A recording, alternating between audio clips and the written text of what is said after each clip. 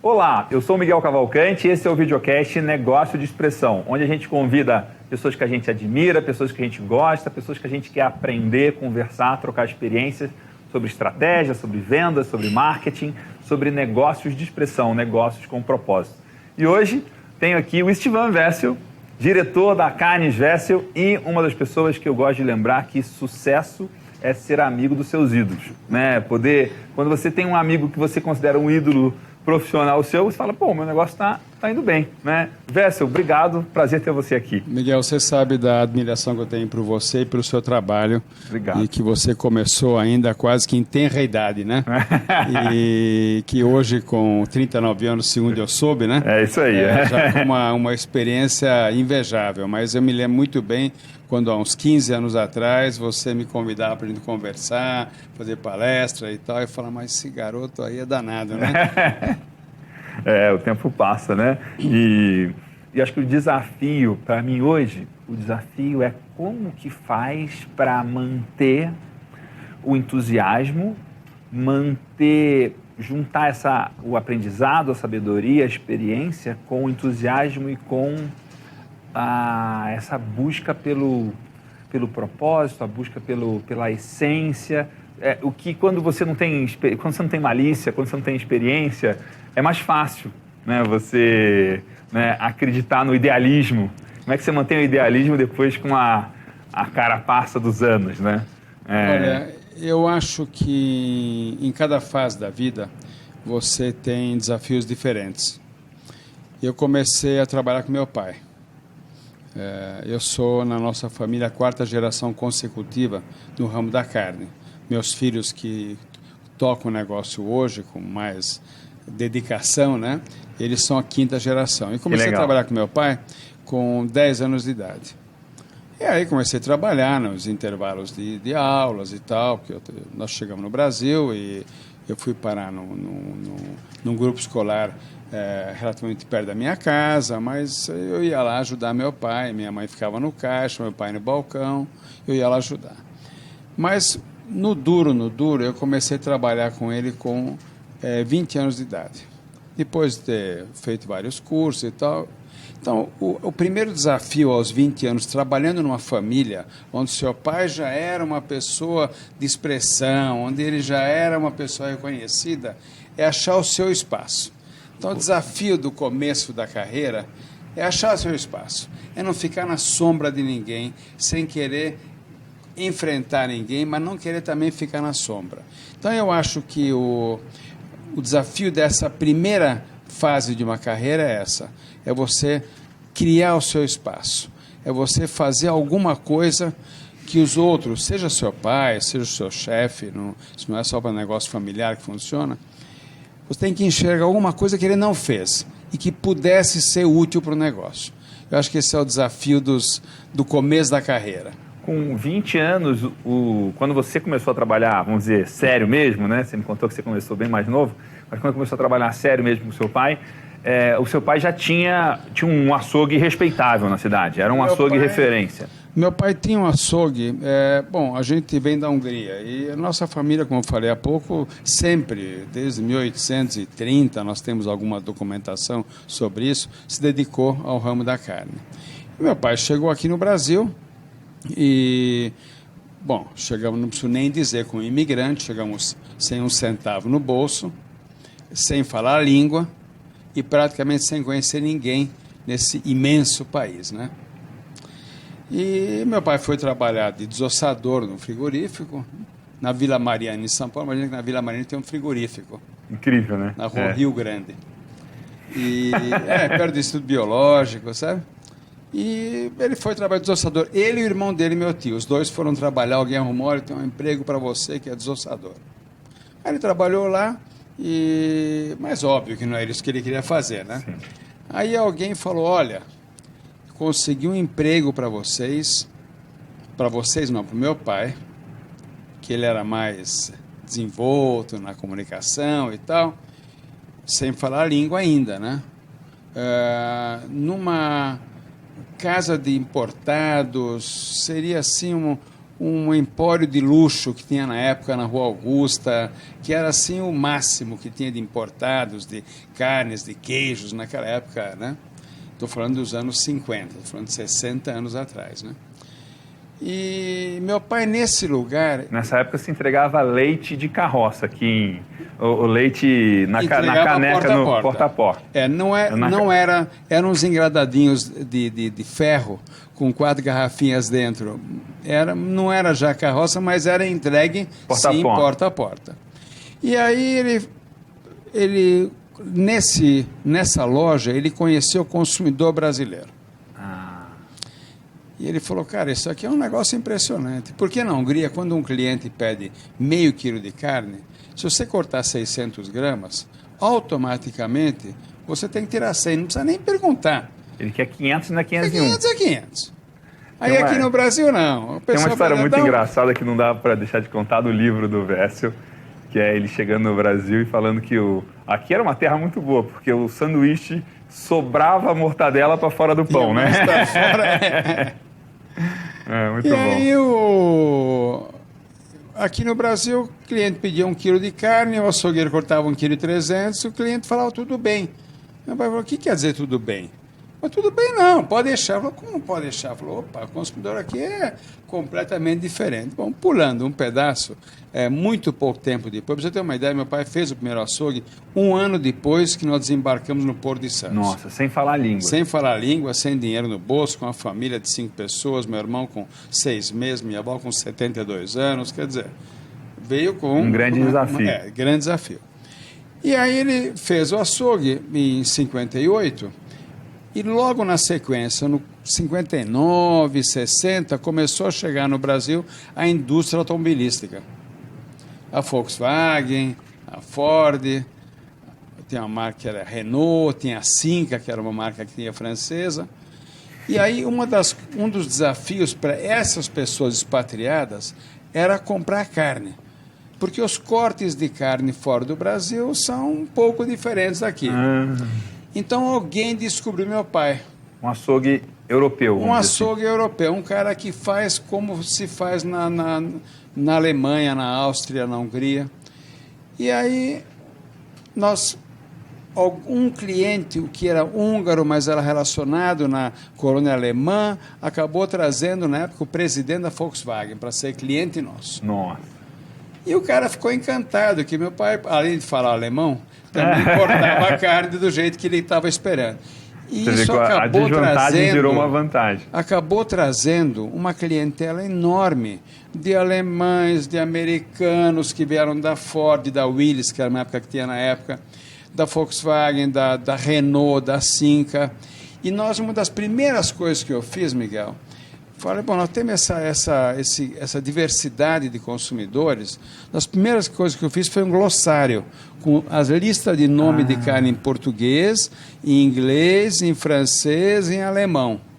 Porque assim, pelo menos, se chegasse um consumidor lá que não falasse nenhuma língua do meu pai, ele podia olhar lá em inglês, olhava em português, fala que era o coxão mole. Então, essa foi uma das primeiras oportunidades que eu vi naquela época de, pô, tem coisa para fazer aqui.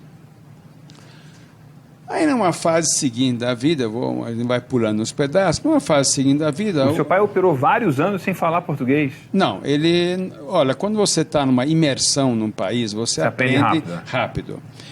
Obviamente que eu, que cheguei com 10 anos de idade, aprendi muito rápido. Sim. E muito tranquilo. Meses você estava falando. Meses estava falando. E meu pai, que naquela época tinha já muita idade, ele tinha 42 anos, né? Ele levou mais tempo. Mas ele tinha que... Não existia o puxa vida. Não, tem que se virar. Fala 8 palavras, usa as 8, gesticula mais 8 e vende a carne, né? E no momento seguinte... logo depois que comecei a trabalhar, fui trabalhar num frigorífico na Holanda.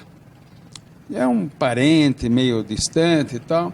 E ele, em 1969, portanto, há praticamente 50 anos atrás, eles faziam o seguinte: eles cortavam a carne no frigorífico, não tinha abate lá, comprava as carcaças, tá? Ele cortava a carne no frigorífico, embalava num filme, falando em 50 anos atrás, e já colocava a etiqueta com preço do supermercado e com logo do supermercado, tinha os rolos de etiqueta de cada rede que ele fornecia e a lista de preço de venda. Então, o caminhãozinho chegava lá 50 anos atrás e colocava direto no balcão do supermercado o produto já etiquetado, já pesado, já com preço de venda e tudo. Aí quando eu voltei para cá, e ele isso não existe, hoje não existe cara, ainda. Não tinha balança, não tinha etiquetador, né? Tanto é que eu trouxe isso da Holanda. Depois, em 1969, lá também, foi o primeiro lugar que eu vi falar que eu vi maturação. Então eu falei para meu pai... Você foi um dos pioneiros de maturação no Brasil, né? Eu acho que fui o primeiro a fazer maturação de carnes aqui. Mas isso é história. Ser o primeiro, o segundo, o terceiro não muda muito. Mas eu acho que nós fomos os primeiros. Há 50 anos atrás. E quando eu vim da Holanda para o Brasil, depois de passar 6 meses lá, falei para meu pai, olha, nós temos soluções para vários problemas. Primeiro problema, meu pai nunca quis abrir uma segunda casa, porque falou, como é que eu vou controlar se o cara vai cortar direito, não vai cortar direito, num lugar onde eu não estou? Aí eu falei, tem a solução. Lá na Holanda eles fazem isso, entregam em supermercados. Você criou o centro de preparação e as lojas só de venda. Abrimos uma lojinha aqui na Faria Lima. Que é a loja que até hoje está aberta. 43 anos atrás, que era primeiro açougue sem açougueiro. Foi um caos. Porque o cliente chegava lá e começava a procurar onde é que está o açougueiro. Mas não tinha, né? Então eu falei, não, aqui a carne já está pronta para a senhora levar. Ela estava limpa naquela época, você não lembra, mas lá para tem que a carne é suja, com gordura, com nervo, não sei o quê. Era um trabalho, procurava entregar a carne já pronto para ser servido. Tanto é que naquela época eu criei nomes das carnes. Então eu não vendia, por exemplo, contrafilé.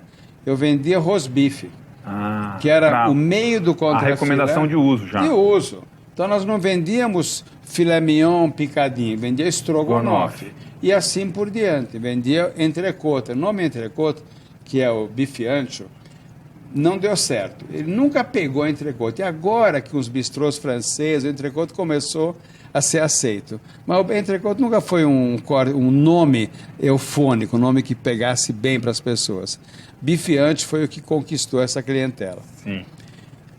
Mas aí eu trouxe para ele 2 soluções. Uma, de abrir uma segunda loja, uma terceira, uma quarta, enfim, poder multiplicar. E a segunda novidade que eu trouxe de lá, com a maturação, vamos lembrar que há 50 anos atrás, os bois eram abatidos com 5 anos. Sem nenhum tipo de genética, de alimentação. Soltava o boi no pasto e ficava na mão de Deus. Se chovesse, o capim devia ser uma carne bem mais dura. Então, com 5 anos, a carne era dura. Então, eu falei para meu pai, tem um negócio aqui maravilhoso. Nós podemos investir só nas carnes que nós podemos vender por um preço melhor. Sim. Vamos maturar as carnes. Então, começar a maturar alcatra, basicamente é alcatra, picanha, maminha, contra filé e noá, que é o bife ancho. Então, com essa viagem, com esse estágio na Holanda, depois eu fui para a Alemanha também, fazer outros estágios lá, nós trouxemos 2 soluções aí para o nosso futuro. E isso acabou trazendo uma identificação nossa com inovação. E inovação, para mim, é a palavra que está na frente do meu nariz todo santo dia. Quando eu lancei o Carpaccio no Brasil, em 1980, o pessoal não imaginava que iriam consumir carne crua. O pessoal, mas como é que é? É como um presunto cru? Eu falei, não, é uma carne completamente crua. O pessoal olhava torto. O sucesso que é o Carpaccio hoje. Nós vendemos milhões de caixinhas. Nossos concorrentes, enfim, virou um sinônimo de alimento cortado fininho. Então, eu acho que se a gente quiser resumir essa nossa conversa numa palavra importante, talvez não a única, é a inovação. Muito interessante o que você está falando, porque quando eu penso em Estivan, quando eu penso em Vessel, eu penso em produto premium, eu penso em diferenciação, eu penso em inovação, eu penso em habilidade em vendas. E também eu penso em entender o cliente. Porque você está muito antenado e muito pensando e muito prestando atenção o tempo todo. E essas coisas estão muito interligadas, né? Porque o bom vendedor, ele conhece o cliente. E o bom inovador, ele conhece o cliente. E quanto mais você conversa, mais você vende. E quanto mais você inova, mais você vende. Quanto mais você vende e conhece, mais você inova. Eu acho que o que começa esse ciclo é entender o cliente. Entender, ele não fala o que ele precisa. Sim. Ele não consegue expressar, ele não né? Ele não consegue tirar do coração, levar para a cabeça e transformar em voz. Mas você conversando, eu ando muito no mercado hoje. Lanchonete, supermercado, loja de orgânico. Eu realmente eu ando muito, converso muito com gente de loja, de gerente. Ontem de manhã ainda eu fui num depósito de bebida, eu queria entender como é que o pessoal compra bebida, cerveja e tal. Então tem oportunidades enormes. E você está procurando aprender coisas com o pessoal da cerveja para aplicar no seu negócio de carne. Então, o que a gente busca sempre hoje não tem negócio de carne, hoje tem consumidor nos seus vários níveis, né? Desde a pessoa física à pessoa jurídica, que atende a pessoa física. Lá no fundo, é só consumidor, pessoa física que consome. Sim. Se ele não comprar, o senhor vai ficar no meio do caminho e não vende de novo. O consumidor final é o que me interessa. Sim. Não, mas o teu cliente é a rede de supermercados, é a rede de fast food, são os restaurantes. Mas tá bom, é importante saber o que eles precisam e tal, mas eu quero saber o que o cliente dele está demandando. Então eu estou sempre circulando, sempre tentando aprender. E como é que, se a câmera de segurança do supermercado ou do loja de cerveja estiver te filmando, como é que seria a descrição? O que você faz na loja? Bom, a visita é uma coisa um pouco mais completa, né? Quando eu vou no supermercado ou no atacarejo, que hoje é um mercado enorme, um atacarejo hoje é um mercado que nós nunca consideramos e eles nunca nos consideraram também. Hoje somos amigos. Então, quando eu vou no supermercado e vou no atacarejo, a primeira coisa que eu vou olhar é o estacionamento. Deixa eu ver que carros que estão frequentando esse lugar aqui. Aí você começa a ver uma diversidade, principalmente no atacarejo, né? Uma diversidade. Tem o pequeno empreendedor. Tem de tudo lá. De A a Z tem tudo. Aí entra na loja, começa a ver a exposição dos produtos, o cuidado, o mix. Que produto que eles não vendem e que talvez teria espaço. Que produto que eles vendem e que a gente podia fazer alguma coisa para vender melhor que os outros. E então essas visitas, eu vou muito em lanchonete, hambúrguer hoje virou uma febre, né, Miguel? Você está surfando bem essa onda, né? Bom, eu, sem nenhuma modéstia, quando nós criamos a primeira hamburgueria do Brasil, o nome não é meu, o nome é meu sócio que criou esse nome hamburgueria, que foi no General Prime Burger aqui em São Paulo. E o primeiro foi no Itaim ali. No Itaim, na Joaquim Floriano. Joaquim Floriano, em frente ao Kinoplex. Ele falou, vamos fazer uma hamburgueria. Então, o que é hamburgueria? Não é lanchonete, ele falou, hamburgueria. Então, quando nós entramos de sócios no General Prime Burger, eu comecei a aprender que tinha um mundo novo aí pela frente. E é um mundo, assim, a gente acha que hambúrguer é tudo igual, não, tem N variações, N, né? A primeira crítica que a gente recebeu de jornalista foi, escuta, esses caras são malucos, eles vão abrir mais uma lanchonete, onde tem dois grandes lanchonetes do mercado, que era o Joaquim's e o New Dog, né? Os caras são malucos, o que eles não entenderam, que nós estávamos num outro negócio. Sim. Você vai ter que... Tá. Depois de um breve intervalo para o nosso amigo Estivan ensinar ao vivo na rádio como que faz um creme de chocolate para você consumir, entre outras opções, eu só gravei essa, com um queijo mascarpone, a gente Você volta gravou aqui, melhor, né? O mais light, né? O mais light, né? Tipo, porque para mim, assim, tem mascarpone é bom, assim. E a receita era só coisa assim, ingredientes, né, creme de leite fresco, chocolate meio amargo, só coisa que fica bom. Só sempre, fica bom, né? né? Então Você mistura coisas boas, o resultado só pode ser bom, Só né? pode ser bom. Ainda coloca queijo mascarpone, então, né? Mas voltando, a gente estava falando sobre o hambúrguer, sobre você ser um dos pioneiros do hambúrguer, até brinquei que você estava surfando muito bem nesse momento agora o crescimento das hamburguerias, das marcas de hambúrguer, vamos dizer, de alguma forma, da valorização do hambúrguer, né? Eu acho que... E aí você estava me dizendo, falando, não, Miguel, eu não estava surfando não, porque a gente meio que ajudou a lançar essa onda também, né? É verdade. Nós lançamos isso com o General Prime Burger e que foi um sucesso imediato.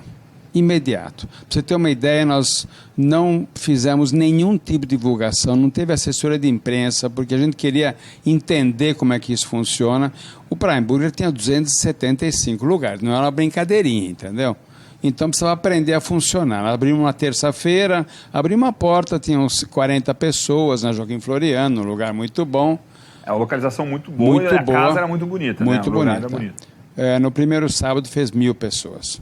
Aí começou um caos que demorou 2 meses. Isso foi em que ano? Em 2004.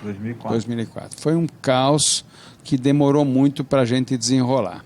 A primeira coisa do caos é que quando você vai abrir um restaurante, então você se preocupa com 1000 detalhes pequenos que depois não tem a menor importância, entendeu? Mas Tipo não, assim? porque eu queria a iluminação um pouquinho menos clara, Menos um pouquinho branca, mais tá, coisa? branca. Eu queria, mas a cadeira não está bem na altura do não sei. Esquece. A questão está em treinamento, está no produto. No processo, no produto. Então, nós contratamos uma empresa para treinar nossos garçons. Treinamos 80 pessoas. Com esse caos de movimento que teve, desses 80, ficaram meia dúzia depois de um mês. Portanto, nós treinamos para o nosso concorrente, entendeu? Então, mas o que eu ia te contar disso, uma lição muito interessante que a gente aprendeu, nós ficamos no Prime Burger durante 2 anos. E nesses 2 anos, um dos nossos sócios se encantou com o negócio, que ele não era do ramo, e ele resolveu oferecer e comprar a par de todos. E ele fez isso, ele está lá feliz há 13 anos com isso, abriu várias casas e tal, está tudo certo. E para nós foi o maior alívio da minha vida. Por quê? O sucesso do Prime Burger me causou um problema, porque eu virei concorrente dos meus clientes. Sim. Aí a coisa ficou preta. Vários clientes nossos... Olhava torto para você. Olhava torto? Não falava mais comigo. Olhava torto era o mínimo. Parada eram de comprar na hora. Então isso é um aprendizado que eu tive, que eu falei para o Daniel, que é meu filho que toca a empresa hoje. Falei, Daniel, nunca faça alguma coisa que resulte em conflito de interesses. Se você estiver conflitando... Isso é uma baita lição, né? Então, para nós foi bom, ficamos 2 anos, depois nós fomos devagarinho recuperando o que a gente perdeu, mas foi um trauma para nós, entendeu? O sucesso, se não tivesse sido sucesso, não tinha trauma nenhum. E daí, de lá para cá, o assunto hambúrguer virou uma loucura. Hoje você tem uma hamburgueria abrindo por semana em algum lugar no Brasil. Olha, eu fui para Belém do Pará, eu saí daqui de São Paulo. Eu vou 3h30 para ir para o Belém do Pará, onde estava assim 30 e tantos graus de temperatura com 99% de umidade do ar. Negócio lá é muito sério. Porque alguém me falou de uma hamburgueria. Ah, é? Aí um amigo meu, falei, escuta, ele tem uma hamburgueria aqui em São Paulo. Eu falei, Manuel, vamos pegar um avião, conhecer esse lugar? Nós saímos daqui de São Paulo, vamos 3h30, chegamos lá, jantamos no lugar, conhecemos melhor no almoço do dia seguinte e à tarde nós voltamos para São Paulo. Valeu a viagem? Olha, valeu pelo seguinte, bom, sempre vale porque você sempre aprende, né? Eu sei que você é um cara que adora aprender, como eu. Sim. Eu sempre adorei aprender, adoro aprender até hoje. O que valeu não foi o produto. O produto não é nada de especial. Aqui em São Paulo tem, sei lá, vários iguais, 10 melhores, 50 iguais e 10 muito melhores. Mas o que você compra num restaurante não é só o produto. É verdade. Você compra o conjunto da obra. Se o teu problema fosse a fome, você abrir a geladeira em casa, tenho certeza que você tem como matar a fome na tua geladeira. Nós e todos nós, as pessoas estão nos assistindo.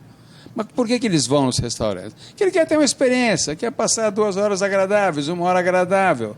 Na hora do almoço é matar a fome. Na hora de jantar é um programa. E o que tinha naquele lugar, o charme do lugar, que é uma coisa que você tem que acompanhar essa modernidade. Não tinha um garçom ou garçonete com cabelo castanho, ruivo ou preto. É azul, era verde, era não sei o que, amarelo e tal, com um brincão, parece aquele de índio na orelha e tal. E eu vou perguntar desse lugar aí para um amigo que tem hamburgueria aqui em São Paulo e vai muito para o Pará. Aí eu olhei aquilo lá e falei, cara, e o negócio bombando de gente. Nós fomos em várias hamburguerias que estava assim. Eu vou te explicar como é que é dono de restaurante. Dono de restaurante, quando ele está com a casa meio vazia, ele fala assim, bom, são 8 horas da noite. 8 horas da noite ninguém vai no restaurante. Ou então ele fala assim, bom, hoje é final de novela. Final de novela ninguém sai de casa. Só que nesse dia que eles estão procurando se arrumar desculpas para poder confortar um pouquinho o coração, no outro quarteirão tem alguém bombando. Então, em vez de ficar arrumando desculpa para você, dá uma volta no quarteirão e vê como é que o cara está bombando lá e o outro está vazio.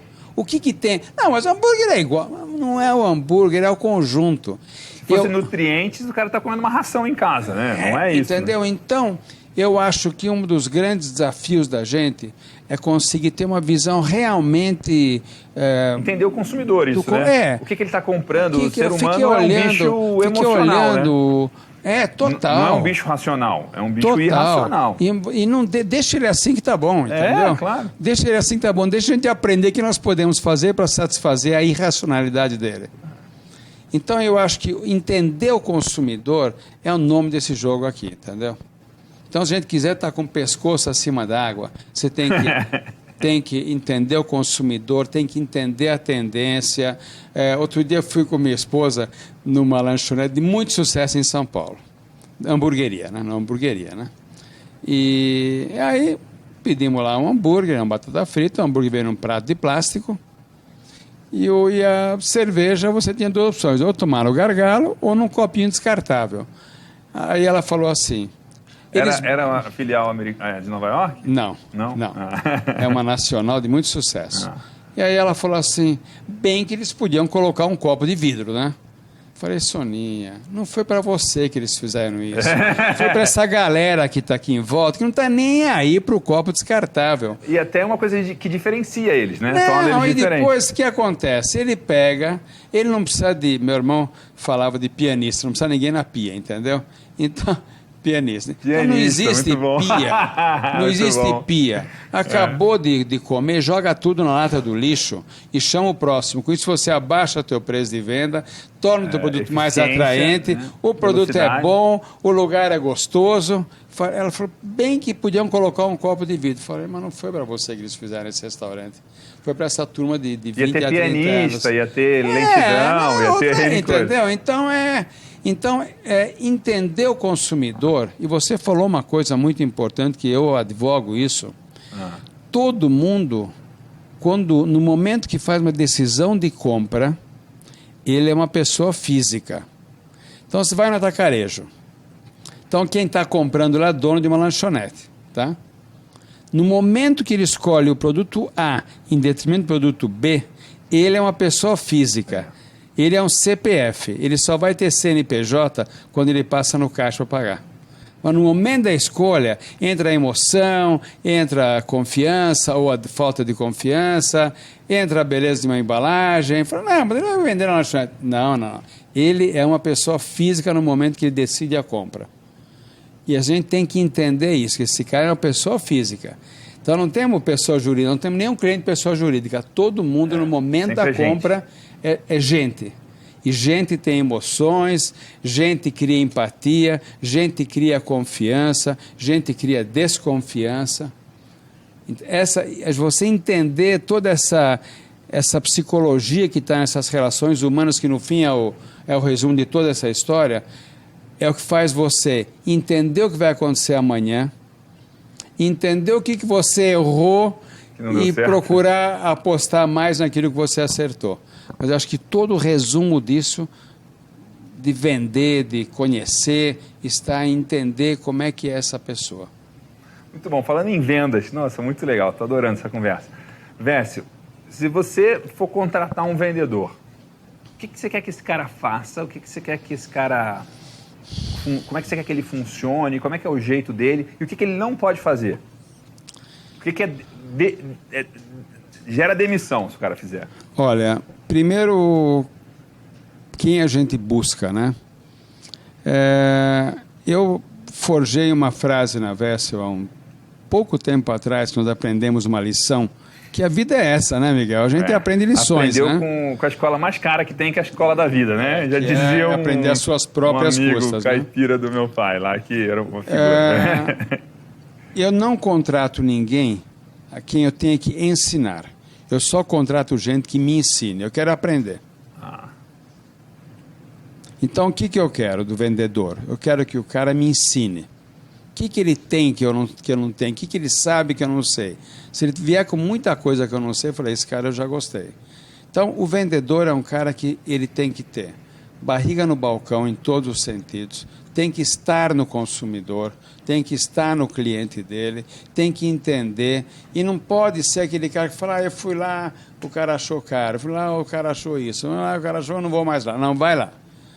Vai lá e procura entender por que isso aconteceu. Nós temos no nosso negócio uma coisa que é um fato que não tem como negar. Nós dependemos em 50% da habilidade do nosso cliente, pessoa jurídica, né, preparar os nossos produtos. Sim. Porque quando você vende um hambúrguer numa hamburgueria, quando você fornece, né? Se ele não souber preparar, foi para água abaixo. Então, o vendedor, nós estamos trazendo para São Paulo, na semana que vem, o nosso representante vendedor no Rio de Janeiro, que eu vou ensinar ele a grelhar hambúrguer. Por quê? Porque quando precisa, mas o hambúrguer ficou seco, ficou isso, ficou aquilo, diminuiu muito o tamanho, soltou muita gordura, deu muita água, não sei o quê. Aí você vai lá, mede a temperatura da chapa ou do charbroil dele e fala, desculpe, você me permite, eu vou fazer um hambúrguer para você, vamos experimentar junto. Então ele vem lá na semana que vem para aprender a cozinhar nosso produto. Porque... E aí ele vai ser capaz de ensinar os clientes. Ele vai multiplicar esse conhecimento. Obviamente que ele está ensinando o cliente a comprar de nós ou de qualquer outro. Sim, mas está ensinando as regras que você ganha o jogo, né? Exatamente. E você está falando isso, mas o vendedor que ensina, eu lembro de um amigo que fala que o vendedor tem que ser quem traz a boa nova. Tem sempre que trazer novidade, coisas positivas, coisas inteligentes. Tem que ser algum cara que eu quero conversar com ele, não que fujo dele. Né? Agora, um vendedor que a gente demite... eu tenho um cliente, a esposa dele é diretora de marketing da Unilever, de uma grande empresa de marketing, né? E ela diz que o millennial, que é o cara que nasceu aí, próximo de 20 e poucos anos hoje, né? Essa turma já nasce com um chip que ela chamou em inglês de bullshit detector. BS detector. BS meter. Que é no detetor de pá furado. De balelômetro. É o termo que os amigos meus usam. Então, é o seguinte, se eu percebo no vendedor que ele começa a lorotear, a conversa fiada, a tergiversar, quando você pergunta um negócio, o cara responde, então. Começou com então... É porque não sabe, então faz depois do então não acredita em mais nada, né? Então eu acho que o que contrata, o que seleciona é um cara que pode te ensinar. E o que demite é o cara que vem com conversa fiada. Que o conversa fiada vale para você e para o nosso cliente que não quer saber muita explicação, de conversa fiada. Muita lorona. Que legal, interessante isso. Você estava me falando que a coisa que mais te interessa hoje, que mais te anima, o assunto que mais te fascina é conseguir entender o que vem pela frente, né? Conseguir ler o mercado antes dos outros. Como é que são... Qual que é a rotina do Stivan para estar afiado? Olha, eu há pouco tive que interromper a nossa conversa aqui para falar no rádio. Você só pode escrever se você lê. Você não consegue escrever se você não leu. Então, você tem que gerar conteúdo. Então, se eu me relaciono, eu faço isso no rádio há 22 anos. Então, com isso, eu sou obrigado a me atualizar. Eu tenho muita relação, até por conta desse negócio de ter... Eu já escrevi em várias revistas, na revista Gula, eu escrevi de 92 a 2002, na VIP de 94 a 2000, no Valor Econômico, nos primeiros 4 anos do jornal. Com essa relação com jornalista e com gente mais jovem como você, é que a gente aprende as coisas que os meus pares da minha idade não teriam como me trazer. Você está aprendendo todas as pontas, né? Então, quem é mais velho e quem é mais novo, você está o tempo eu todo... Vou, por exemplo, outro dia nós estávamos falando sobre mídia, né? E eu falei para minha filha, que é quem cuida de marketing na empresa. Falei, Tatiana, é o seguinte, daqui para frente, para mim, mídia é mídia social. Que legal. Esquece o resto. Esquece o resto. Esquece... Bom, televisão nós nunca fizemos, porque sempre foi uma coisa muito cara e muito... Mais do que cara, é dar um tiro de canhão numa mosca, entendeu? É uma coisa muito... Agora, mídia social é um negócio impressionante. Então, quer investir em mídia? Nós vamos investir em mídia social. Eu preciso, por conta de facilitar a vida dos nossos clientes, eu vou gravar agora uma série de vídeos mostrando como é que faz hambúrguer, como é que faz isso, como é que faz aquilo. É um como fazer, né? Certo, muito legal. E isso, óbvio, vai acabar virando material de mídia social, que é conteúdo. Sim. Eu tenho lá 7 livros publicados, eu estou preparando um livro novo, mas não porque o livro seja a melhor mídia para nós hoje. Mas é que o livro é um negócio importante. Não... O livro é o melhor cartão de visita que existe, né? Não é exatamente. Isso? Se alguém vem visitar nossa fábrica... The guy who wrote the book, né? O cara que escreveu o livro sobre churrasco, sobre carne. Então, é autoridade imediata, então, né? Você vem fazer uma visita, o cara veio falar de hambúrguer, não sei o quê, leva o meu livro de hambúrguer. Aí tem uma série de receitas, dicas, o que fazer, o que não fazer e tal. Eu comecei, o primeiro livro eu fiz em 82, para você ter uma ideia. Nossa. Em 82, porque eu fui para Nova York, tinha um açougue lá que tem até hoje, chama Lobel. Lobel, incrível. O Lobel fica na rua 82, na Madison com 82. Cara, é o metro quadrado mais caro do planeta, né? E o cara tem um açougue lá. Que estão lá, né? Família e tal. E quando eu fui lá... E assim, incrível, uma amiga da minha mãe que trabalhava num super banco e tal, ela falou, Miguel, vai lá, que lá é incrível, só que lá é bem caro. Eu falei, pô, deve ser caro mesmo. Primeira vez que eu visitei... A diretora do banco achou caro a conta do açougue, eu falei, pô, o negócio... Primeira vez que eu visitei o Lobel, eu vi vários livros escritos lá. Falei, meu Deus do céu. Eu não tenho nenhum, tenho que fazer os meus. Isso aqui é um negócio importante. Que legal, hein? Você sempre tendo referência e aprendendo com os caras. Aí eu fiz o primeiro livro, que eu paguei do meu bolso, eu escrevi o livro, eu sempre gostei de escrever, mas eu escrevi o livro, mas eu paguei a gráfica, paguei o encadernamento, eu paguei tudo. Falei, eu quero ter nas nossas lojas. E aí, assessoria de imprensa e tal, o livro vendeu, né? E aí, quando vendeu a primeira edição, eu não sabia nem qual era a tiragem que se fazia. Falei, vou fazer 5 mil livros, que é uma tiragem muito grande. É grande, Aí poucos livros vendem 5 mil livros no Brasil. Demorou um tempo, mas vendeu, porque eu vendia nas nossas lojas e algumas livrarias. Mas nossas lojas tinham um movimento e tal, e o pessoal comprava, né? Aí, quando eu fui fazer uma reimpressão, nós tínhamos um cliente que era um dos donos da editora Melhoramentos. E eu falei para ele, veja só, eu fiz esse livro aqui e está acabando, e vocês têm interesse em editar esse livro? Ele falou, tenho. Então, em 1985... Lançou a segunda edição. Lançou a segunda edição, aí já revista, já, obviamente, financiado por eles e tal, e com a assessoria deles de como melhorar o livro, como engrossar o livro, tinha uma planta de churrasqueira dentro aqui e tal. Que legal. Então,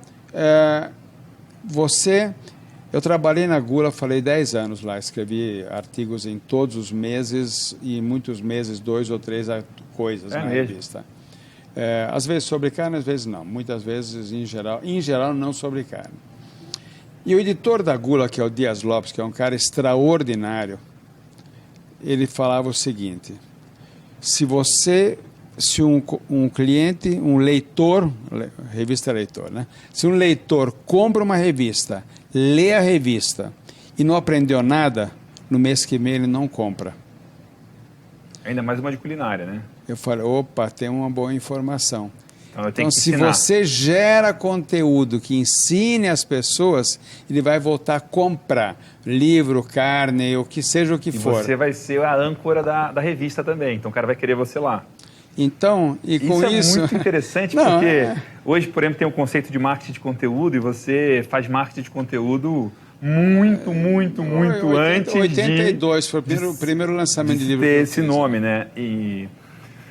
E até assim, o que você acha, o que você avalia que foram os elementos que tornaram você uma celebridade, uma autoridade, uma pessoa reconhecida nesse mundo? Olha, eu vou aceitar o último adjetivo só, reconhecido. Não é celebridade, não é autoridade. Não, é uma celebridade. Reconhecido claro por quê? Porque eu tenho 50 anos no mercado. Sim, mas... Sim. Quantas empresas nesse país que duraram 50 anos? Entendeu? Alguma coisa a gente acertou. Errou claro. coisa pra chu. Mas alguma coisa acertou. Coisas que não te mataram. Agora, eu sempre busquei inovação. Em 1995, eu lancei nosso primeiro hambúrguer sem tempero, sem conservante. Por quê? Porque nos anos 80 eu ia para Nova York, tinha uma lanchonete muito você famosa. Também vai muito para fora e vê o que está acontecendo lá fora. Muito legal. Lá tinha uma lanchonete, tinha um lugar ícone em Nova York, que é o PJ Clark's, que fica na 55 a Terceira Avenida, uma casa centenária, e lá era a Avenida dos Jornalistas e Publicitários. Então o lugar era e é super na moda e tal. E o hambúrguer deles era um negócio... Uma das referências. E eu ia lá com minha mulher, enfiava a cabeça na cozinha, falei, que raio que esses caras fazem? Aí eu fui lá, eu comi, experimentei a textura, o tamanho do gromo, desmancho o hambúrguer e tal.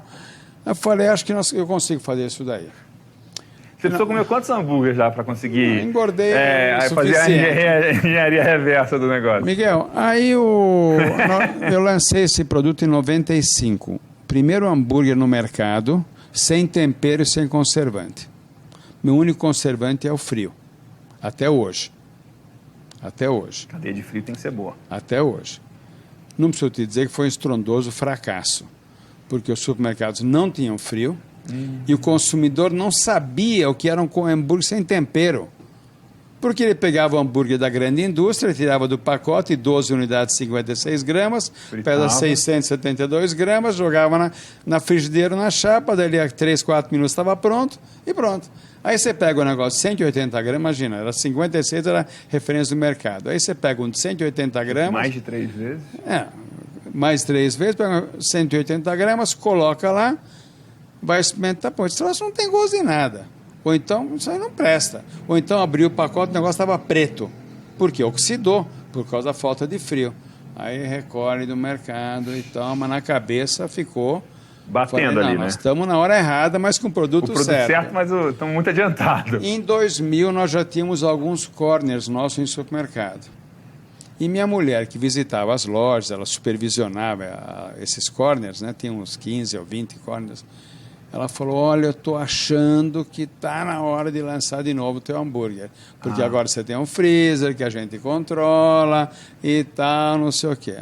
Em 2000, nós relançamos o hambúrguer. 5 anos depois. Em 2000, Miguel, eu batalhei para que as pessoas entendessem que o hambúrguer tem que ser sem tempero e sem conservante. Porque você não compra uma picanha nem um filé mignon com tempero e com conservante. Então eu queria que o nosso hambúrguer fosse uma carne nobre, tão nobre quanto uma picanha, um filé mignon, um bife ancho. Então eu batalhei a ideia de 2 ingredientes, carne e gordura bovina, sem conservante, sem tempero, sem glutamato, sem ácido ascórbico, sem o diabo. E começamos a batalhar essa ideia. Assessoria de imprensa, tal, não sei o quê. Hoje, 2017, 2/3 da nossa empresa é hambúrguer. Uau! Então você não surfou a onda, né? Você fez a onda mesmo, né? Então, então o hambúrguer é talvez a única forma de proteína bacana, fina, que você pode consumir num preço que não machuca, entendeu? Então, hoje em dia, tem hambúrguer em qualquer restaurante. Vai no restaurante francês, o cara tem hambúrguer. Ele bota foie gras em cima, mas é um hambúrguer. Vai em Nova York, no Daniel, em Nova York, ele tem um hambúrguer de $50, que é um hambúrguer maravilhoso, com um naco de foie gras em cima. Esse eu não comi ainda. Vai estar na minha lista. Não, vai no Daniel, em Nova York. Então, churrascarias aqui no Brasil tem. estão botando hambúrguer. Porque em vez do cara gastar R$120 para almoçar, ele gasta metade. E está no ambiente da churrascaria legal, está do jeito que ele gosta, toma cerveja, come as batatas fritas com bacon e não sei o quê, só que ele está gastando a metade. Então, a experiência é a mesma de quando ele gasta o dobro. Só que ele está gastando a metade, ele pode ir mais vezes e está comendo um produto que é sempre igual, não tem mais duro, mais mole, mais isso, mais aquilo. Muito interessante. Eu quero falar com você sobre trabalho, tradição da família. Porque você falou, quando eu entrei nova geração, eu tinha que buscar alguma coisa nova. Eu fiquei imaginando, o pai do Estivan já era o Pelé das carnes, e aí chega o cara que tem que ser o filho do Pelé, que é um desafio. E imagina ser filho do Estivan e ser filha do Estivan e trabalhar. Como é que é esse processo? Que aprendizados você pode compartilhar sobre trabalhar com o pai e trabalhar com os filhos? Durante 5 anos, nós trabalhamos em 3 gerações juntos. Foi uma experiência fantástica. Que legal. É meu pai, eu e meu filho. Durante 5 anos pudemos compartilhar dessa convivência. Meu pai com a experiência dele, um comerciante daqueles, né? Meu pai tinha uma frase que vale até hoje. Vale no mundo do Excel, vale no mundo do ERP, vale no mundo de tudo.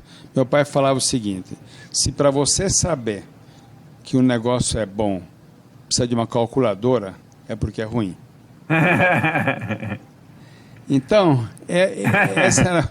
É muito bom. Meu pai nunca usou calculadora na vida, ele fazia conta de cabeça, a calculadora era um negócio conta tinha que ser simples, né? Estava muito complicada, a vida então é o seguinte, você precisa buscar na vírgula se o negócio é bom ou é ruim, nem vai porque vai ser ruim, entendeu?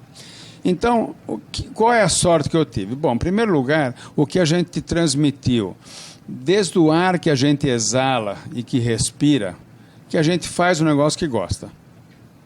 Esse exemplo para um filho é uma comunicação não verbal. Você nunca fala, olha, Miguel, lembra, hein, que eu gosto do nosso negócio, hein? Olha, eu vou lá e tal. Não.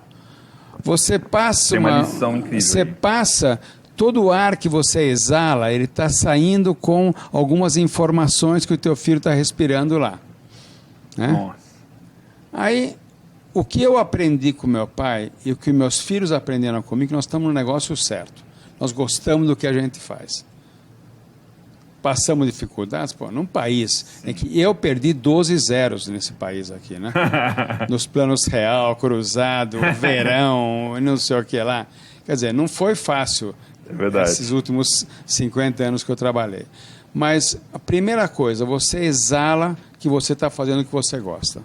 Então isso já causa uma... Respira, Nossa, o isso americano é muito legal. costuma... Isso você vê na pecuária, tem muita gente que não vive isso desse jeito e depois não sabe porque o filho não quer trabalhar com ele, mas ele reclama mais do que fala bem do trabalho.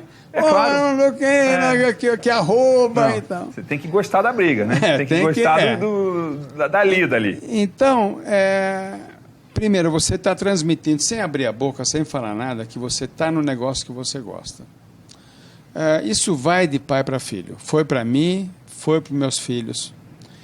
E nós nunca pensamos numa outra coisa que não fosse seguir. Meu filho, o Daniel, com 12 anos de idade, nós fizemos um teste vocacional com ele, porque ele era mau aluno.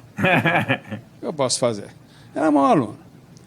E No teste vocacional, com 12 anos, deu que ele se sente responsável por seguir o negócio da família. É mesmo. Com 12 Legal. anos. Então, óbvio que com 20 e poucos anos, ele foi trabalhar conosco. E ele foi achando o lugar dele, porque ele é muito bom de gestão e muito bom de comercial. Nossa, então pô, o lugar não tem dele, como dar certo, o lugar né? dele já veio acarpetado, né? Minha filha Tatiana começou bem mais tarde. Ela se formou em design gráfico e começou a trabalhar em editora e tal, não sei o quê. Mas um dia ela falou, pai, não tem espaço para eu fazer isso na empresa. Eu falei, claro que tem, porta aberta. Então, ela começou desenhando nossas embalagens, era muito boa nisso. E aí, ano passado, eu tive uma saia justa com ela, que se resolveu. Uhum. Eu falei, filha, eu não quero que você faça mais nossas embalagens. Ela falou, pai, mas é aquilo que eu mais gosto de fazer. Então, eu falei para ela a frase de um amigo meu, ele diz assim, não faça o que você gosta, goste daquilo que você faz. Uhum. Vamos inverter. Falei, em vez de você fazer a embalagem, vamos contratar uma agência para fazer e você vai dar as diretrizes para essa agência. Passado o susto, foi uma escolha maravilhosa, porque hoje ela produz muito mais do que antes, porque contratamos a agência. Ela está gerenciando o processo. Gerenciando, gente top, só gente de... Falei, você vai escolher, você é do meio. Você vai fazer uma seleção de agências e vamos fazer. E ela, então...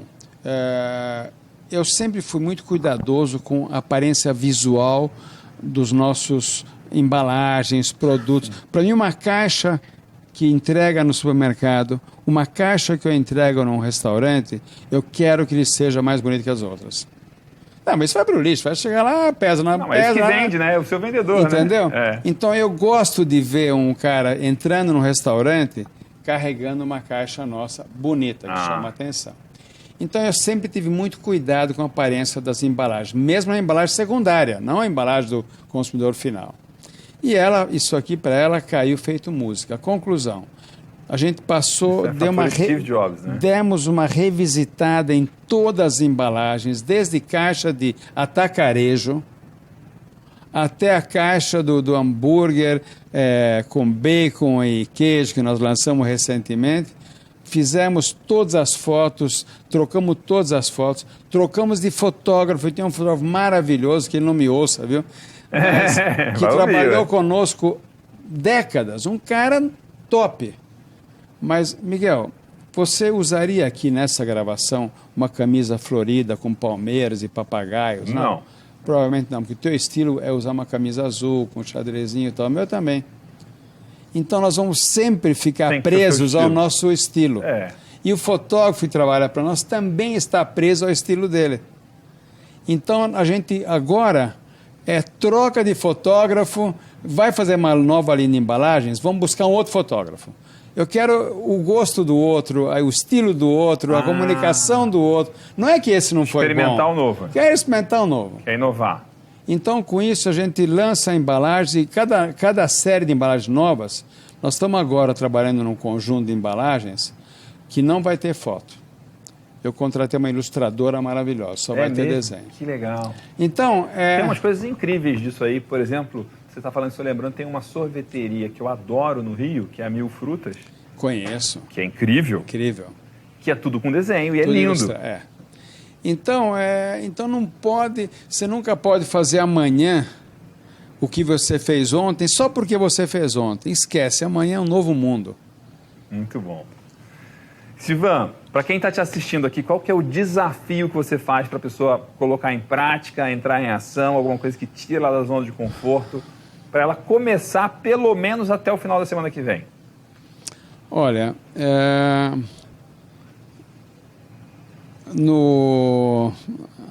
numa grande rede americana de supermercados, hipermercados, tem uma palavra proibida de falar, que é dificuldade. A palavra substituta é oportunidade. Então você olha para as suas dificuldades e veja como uma oportunidade de melhorar. Esquece a dificuldade. diz que a dificuldade é uma oportunidade com o macacão de trabalho, sabe? Muito bom. Então, esquece da dificuldade. Pensa naquilo como oportunidade. Pô, mas não sei o que, a arroba do boi que está baixando de preço. Então, pera um pouquinho. Então, vamos fazer um outro boi, então. Ah, mas o frigorífico não paga a mais pelo... Beleza, então não paga mais. Muito bem. Então, será que a gente consegue fazer um boi melhor a um preço menor? Não, não dá. Talvez dê. Aí você chega para um frigorífico e fala, tem um boi aqui melhor que tudo que você trabalha, mas eu não quero o teu prêmio, tá? Será que isso...